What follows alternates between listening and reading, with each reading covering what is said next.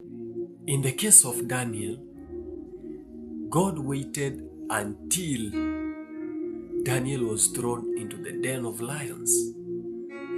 In the case of Shadrach, Meshach, and Abednego, God waited until they were thrown into the fiery furnace. Now, doesn't it interest you to know that these men are devoted to God? If you look at Daniel chapter 6 and verse 10, you'll see Daniel had a usual routine of prayer. He prayed 3 times a day.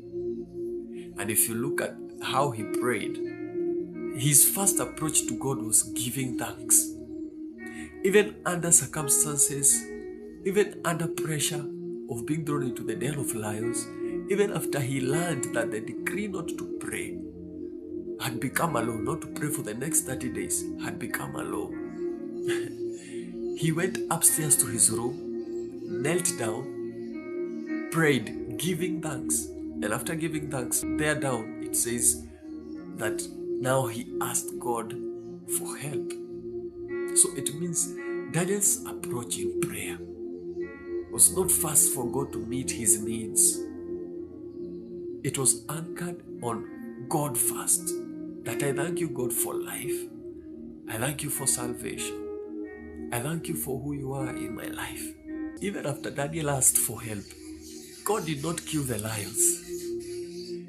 God did not tell the king, thou, don't throw Daniel into the den of lions. No, he was thrown down into the den of lions. And after being thrown there, the lion's mouth were shut. That nothing by any means hurted Daniel when he was there. When you look at the fiery furnace that Shadrach, Meshach, and Abednego were thrown into, when the King Nebuchadnezzar came to look, he saw 4 men, but they had thrown 3 men in there. So it means the reality of Psalm 91 and verse 1 was the life of these men, because they dwelt in the secret place of the Most High. So when troubles came, they abided under the shadow of the Almighty. Many people want God to kill the lions.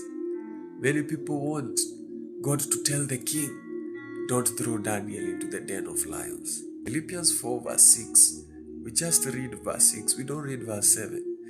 Verse 6 says that, do not be anxious about anything, but in prayer and supplication, present your requests to God with thanksgiving.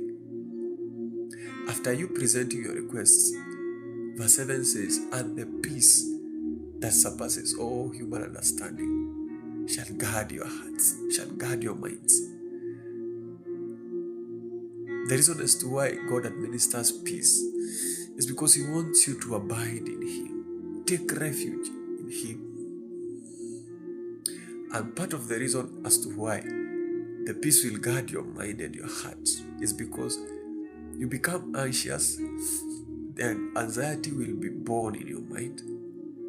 Satan will begin to magnify the weight of the problem, show you how you will not be able to come out, show you how it is impossible.